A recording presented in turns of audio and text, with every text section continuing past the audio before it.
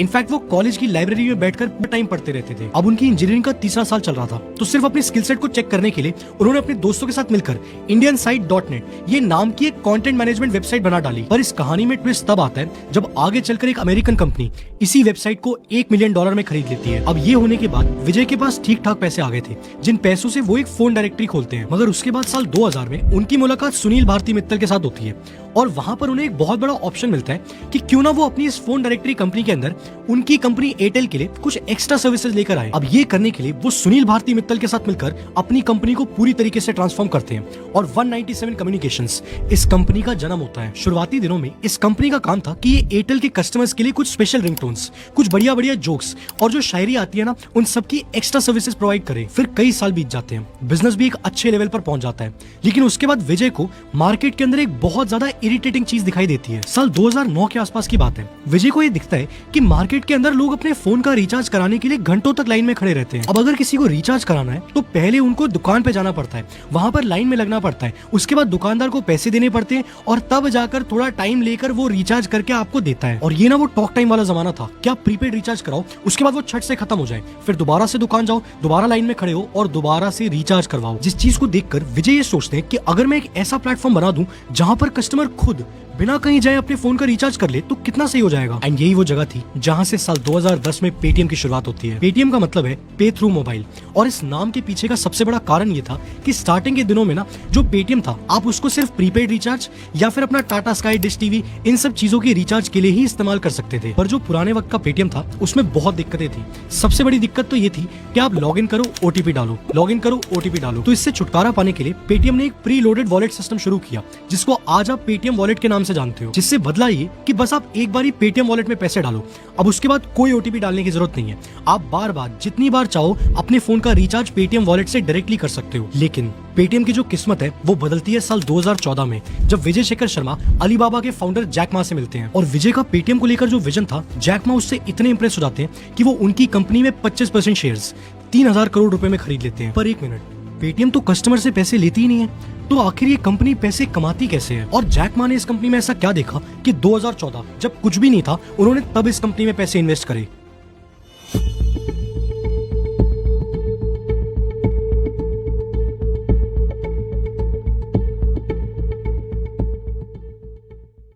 देखो, किसी भी मूव को समझने के लिए हमें सबसे पहले ये समझना होगा कि आखिर ये कंपनी पैसे कमाती कैसे है। अगर आप बहुत ही ध्यान से देखो तो पेटीएम का जो बिजनेस मॉडल है वो इन 4 डॉट्स पे बना हुआ है, जिसमें पहला है ट्रांजैक्शन फी। जब भी पेटीएम के ऊपर कोई भी ट्रांजैक्शन होती है तो पेटीएम सेलर, यानी कि वो इंसान जो कि सामान या सर्विस बेच रहा है, उससे एक ट्रांजैक्शन फी चार्ज करती है। जैसे अगर किसी ट्रांजैक्शन का वॉल्यूम बहुत बड़ा है तो उस पर पेटीएम 1.5% तक ट्रांजैक्शन फी ले लेती है। पर फिर जो दूसरा डॉट है वो है एडवर्टाइजिंग। पेटीएम के प्लेटफॉर्म पर इस वक्त डेली के 8 से 9 करोड़ यूजर्स हैं, जिनको पेटीएम रेलेवेंट एड्स दिखाकर एडवर्टाइजर से भी एडवर्टाइजिंग फी चार्ज करती है। लेकिन ये जो एड्स होते हैं ये नॉर्मल प्लेटफॉर्म के कंपैरिजन में काफी ज्यादा महंगे होते हैं। क्यों?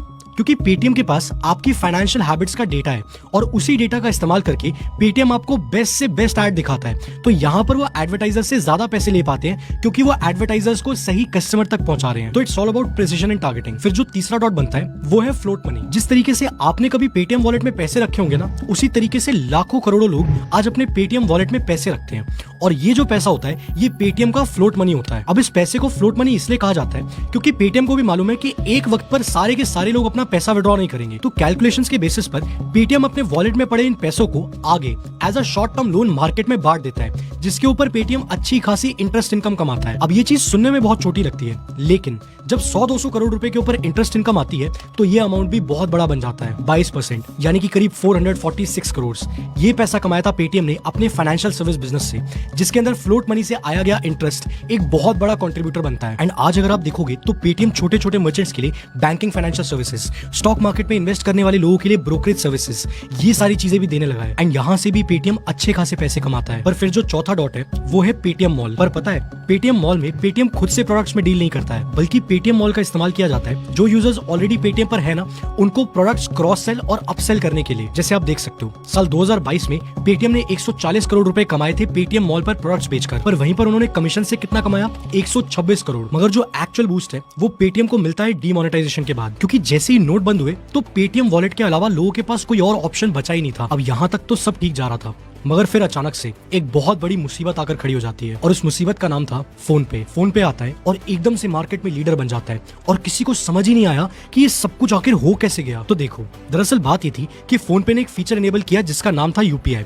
जिसकी मदद से कोई भी अपने बैंक से डायरेक्टली पैसे भेज सकता है किसी और के बैंक में। अब जैसे ही यूपीआई आया तो लोगों का वॉलेट के अंदर पैसे रखने का पूरा कॉन्सेप्ट ही खत्म हो गया और लोगों ने वॉलेट में पैसे रखने ही बंद कर दिए। सबने फोन पे खोला और अपने बैंक से दूसरे के बैंक में यूपीआई करना शुरू किया। मगर इसके बावजूद भी पेटीएम ने काफी वक्त तक अपने सारे यूजर से वॉलेट ट्रांजैक्शंस करवाई, पर धीरे धीरे उन्हें भी ये समझ में आया कि यूपीआई के बिना काम नहीं चलेगा, इसलिए वो भी 1 साल के अंदर अंदर यूपीआई लेकर आए। मगर तब तक बहुत देर हो चुकी थी, क्योंकि इस वक्त तक फोन पे ने ऑलरेडी 47% मार्केट शेयर ले लिया था और अब पेटीएम का जो बुरा वक्त था वो शुरू होने वाला था। लेकिन अचानक से कुछ होता है। फिर एक बार पेटीएम को मार्केट के अंदर एक बहुत बड़ा गैप दिखाई देता है, जिस गैप का नाम था बिलिंग क्लटर। आप लोगों ने अक्सर देखा होगा कि जब भी आप दुकान में कुछ खरीदने जाते हो तो बहुत भीड़ होती है, और जब ये भीड़ होती है ना तो पैसे आए कि नहीं ये बात दुकानदार को पता ही नहीं लगती है। एंड इसी प्रॉब्लम को सॉल्व करने के लिए पेटीएम अपना साउंड बॉक्स लॉन्च करता है, जिससे दुकानदारों को अब पेमेंट के बारे में इंस्टेंट पता लगेगा। पर इस बार पेटीएम ने बहुत ही स्मार्ट प्ले किया। उन्होंने ना सिर्फ जल्दी इसको लॉन्च किया, बल्कि हर एक दुकान तक जल्दी से जल्दी पहुंचाया, जिस वजह से ना सिर्फ पेटीएम के पास ज्यादा यूजर्स आए, बल्कि पेटीएम अपने साउंड बॉक्स के लिए मर्चेंट टू मर्चेंट 50 से 125 रुपए हर महीने भी चार्ज करता है। अब जब ये चीज होती है तो इसको देखकर फोन पे और भारत पे को भी होश आता है और वो भी अपने साउंड बॉक्स निकालते हैं। पर अब तक ना बहुत देर हो चुकी थी, क्योंकि जहां पर फोन पे ने 1 लाख साउंड बॉक्सेस इंस्टॉल करवाए, भारत पे ने 3 लाख इंस्टॉल करवाए, वहीं पर पेटीएम का ये नंबर 30 लाख क्रॉस कर चुका था। अब ये सुनकर बहुत लोग बोलेंगे कि इसमें बड़ी बात क्या है, साउंड बॉक्स ही तो है, इसको लगा के 125 रुपए के अलावा कौन सा फायदा। और ये जो पेटीएम ने इतने सालों में हजारों करोड़ रुपए इन्वेस्टर्स के खर्च कर दिए, आखिर इन पैसे को पेटीएम वापस कैसे कमाएगा।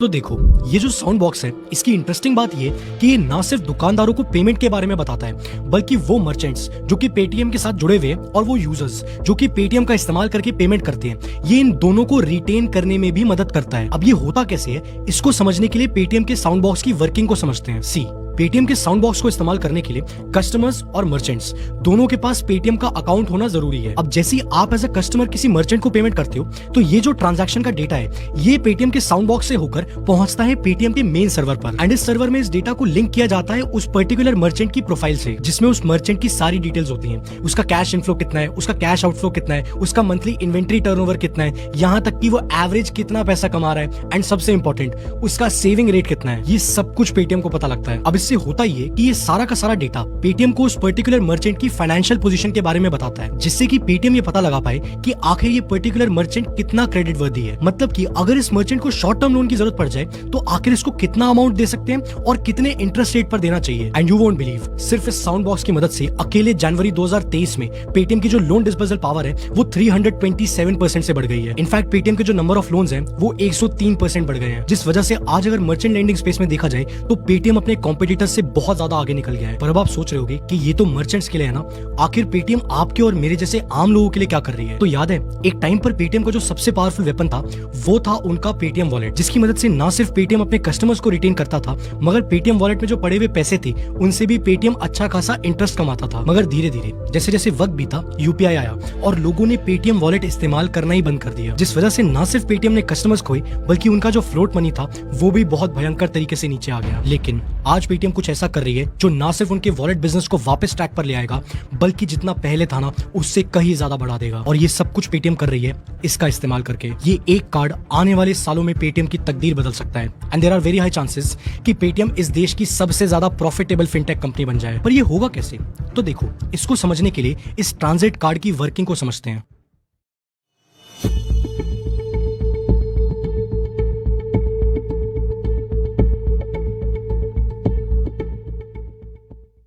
अगर आप दिल्ली मुंबई जैसे शहरों से हो तो आपको ये याद होगा कि पुराने वक्त में ना मेट्रो बहुत ही सस्ती हुआ करती थी और मेट्रो से ट्रैवल करने के लिए हमें एक टोकन लेना पड़ता था। पर धीरे धीरे जैसे जैसे लोगों को मेट्रो की आदत लगी तो ना सिर्फ मेट्रो ने अपने रेट्स बढ़ा दिए, बल्कि मेट्रो कॉर्पोरेशन एक नया टूल लेकर आया जिसको कहते थे मेट्रो कार्ड। अब ताकि ज्यादा से ज्यादा लोग मेट्रो कार्ड का इस्तेमाल करें, इसलिए मेट्रो कॉर्पोरेशन ने इस कार्ड के ऊपर जो फेयर आपको लगता है उस पर डिस्काउंट देना शुरू किया, जो कि आपको आज तक मिलता है। और ये जो चीज थी, इससे मेट्रो कार्ड यूज करने वाले जो यूजर्स हैं उनका नंबर एकदम से बढ़ने लगा, क्योंकि इससे ना सिर्फ लोगों के पैसे बचते थे बल्कि जो टोकन लेने के लिए लाइन में खड़े रहना पड़ता था वो टाइम भी बच जाता था। और इसी के चलते एक मेट्रो कार्ड जैसी छोटी सी चीज रातों रात हिट हो जाती है। मगर जैसे जैसे वक्त बीतता है, दिल्ली, मुंबई, बैंगलोर जैसे जो शहर है, इन सबका जो एनवायरनमेंट है उसके डेमोग्राफिक्स बदलने लगते हैं। अब हो ये रहा था कि जो काम करने वाली यंग जनरेशन है उनकी पॉपुलेशन इन शहरों में स्पाइक करती है, जिस वजह से कार्ड रिचार्ज करवाने के काउंटर्स और जो वेंडिंग मशीन्स है उन पर भी बहुत ज्यादा बड़ी लंबी लाइन लगने लग गई। और इसी चीज को देखकर पेटीएम अपना मास्टर प्लान बनाता है। पेटीएम ने कहा कि मेरे पास 9 से 10 करोड़ यूजर्स हैं और दिल्ली, मुंबई, बैंगलोर जैसे बड़े शहरों में तो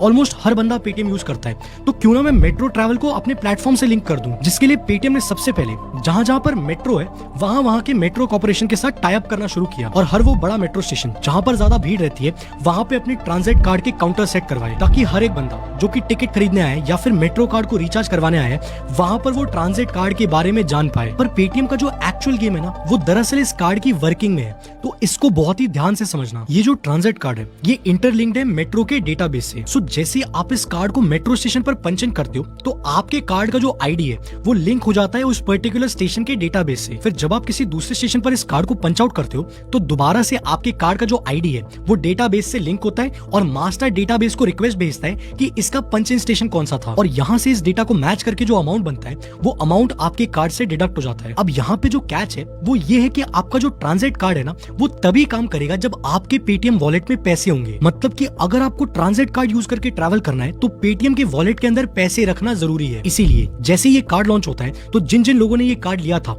उन सब ने दोबारा से अपने मेट्रो ट्रैवल के लिए अपने पेटीएम वॉलेट में पैसे रखना शुरू कर दिया, और जो फ्लोट मनी पेटीएम ने खो दिया था अब वो उनके पास वापस आना शुरू हो गया। पर अब आप सोचोगे कि इसमें कोई बड़ी बात थोड़ी ना है, कल को फोन पे और भारत पे भी अपना ऐसा ही कार्ड ले आएंगे, फिर पेटीएम क्या करेगी? तो देखो, फोन पे और भारत पे के लिए ये सेम चीज कर पाना कितना मुश्किल है, जरा इसको समझते हैं। ये जो कार्ड है ना, ये सिर्फ मेट्रो कार्ड नहीं है, बल्कि ये हमारी ministry of housing and urban affairs के साथ मिलकर बनाया गया नेशनल कॉमन मोबिलिटी कार्ड है, जो कि 15 से ज्यादा शहरों के मेट्रो स्टेशन पर, टोल बूथ्स पर, बस स्टेशन पर, पेट्रोल पंप्स पर, यहाँ तक कि फूड कोर्ट और पार्किंग एरियाज में भी काम करता है। मतलब कि हमारे देश में जहाँ कहीं पर भी पेटीएम है वहां पर ये कार्ड काम करेगा। And metro, petrol pumps, parking areas, ये कुछ ऐसी जगह हैं जहां पर हमें रेगुलरली पेमेंट्स करने की जरूरत पड़ती है, और ऐसे में ये कार्ड एक बहुत बड़ा कन्वीनियंस टूल बनकर सामने आता है। अब यहाँ पे आपके मन में एक सवाल आ रहा होगा कि ये सब कुछ तो मैं अपने नॉर्मल कार्ड से भी कर सकता हूँ, तो फिर मैं इस कार्ड का इस्तेमाल क्यों करूँ? सो इसका सिंपल सा रीजन है एक्सपेंस ट्रैकिंग। जब भी आप ट्रांजिट कार्ड से पेमेंट करते हो तो आप बिना किसी मैनुअल एफर्ट के अपने सारे के सारे एक्सपेंसेस को ट्रैक कर सकते हो, क्योंकि वो सब कुछ आपको पेटीएम के ऐप पर शो हो जाएगा, जिससे कि हर किसी को ये पता लगता है कि उसने मेट्रो पर कितने पैसे खर्च किए,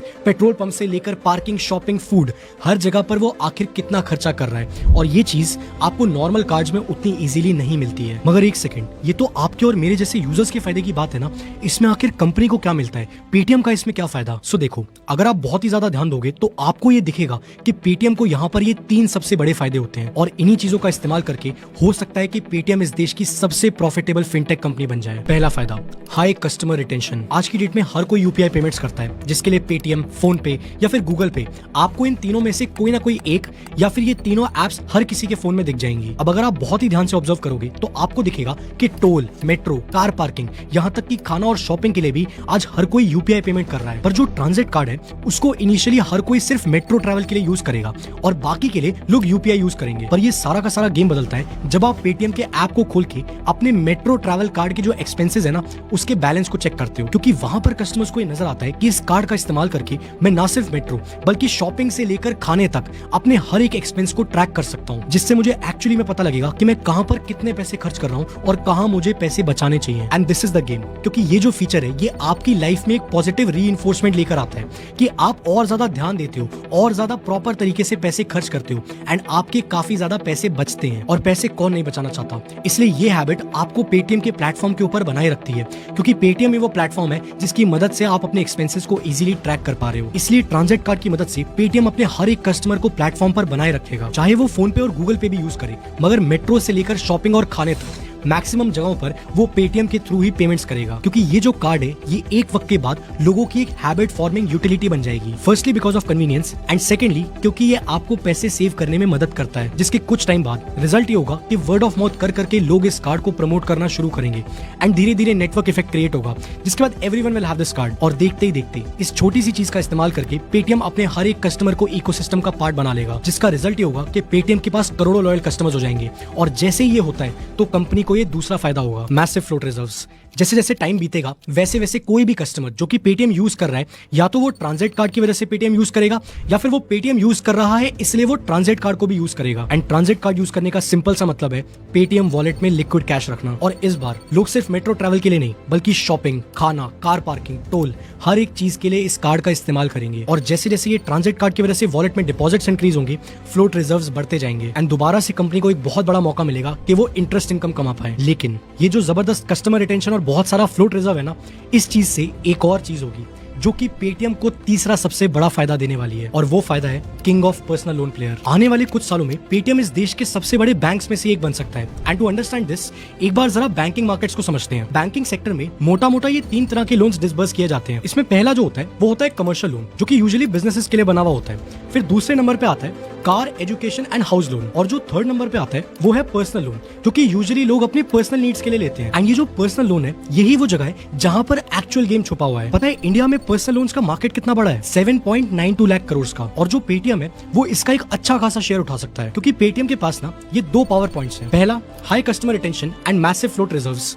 अब इससे होगा ये कि पेटीएम के पास बहुत बड़ा डेटाबेस है, लोगों का डेटाबेस है, जिसमें उन्हें ये पता है कि आखिर किसकी फाइनेंशियल हैबिट्स कैसी है। और जितना ज्यादा ये डेटा होगा उसको प्रोसेस करके पेटीएम का एल्गोरिदम उतना ही ज्यादा स्मार्ट बन जाएगा, जिसका सबसे बड़ा एडवांटेज है precision in risk management for personal loans. किसको कितना लोन देना है और कितने इंटरेस्ट रेट पर देना है, पेटीएम ये सब कुछ मैनेज कर सकता है, क्योंकि पेटीएम के पास बहुत सारा डेटा है। और इसके बाद जो दूसरा पावर पॉइंट है वो है कस्टमर कन्वीनियंस। आज अगर आपको किसी नॉर्मल बैंक से पर्सनल लोन लेना हो तो कितनी मेहनत का काम है ना। पहले जाओ, लाइन में लगो, अलग अलग फॉर्म साइन करो, फिर काफी टाइम लगता है, उसके बाद जाकर आपका लोन सैंक्शन होता है। लेकिन विद टाइम जैसे जैसे पेटीएम का एल्गोरिदम और फ्लोट रिजर्व्स ये दोनों एक नेक्स्ट लेवल पर पहुंचेंगे, तो पेटीएम का जो लोन डिस्बर्सल है ना वो भी बहुत ज्यादा रॉकेट कर जाएगा। इनफैक्ट जुलाई 2023 में जो पेटीएम का लोन डिस्बर्सल था वो 148% से इंक्रीज हुआ है टू 5,194 करोड़। और ये तो बस शुरुआत है। जैसे जैसे ये नंबर बढ़ेगा वैसे वैसे पेटीएम प्रॉफिटेबल होती जाएगी, क्योंकि अगर आप देखोगे तो कार, होम और एजुकेशन लोन के ऊपर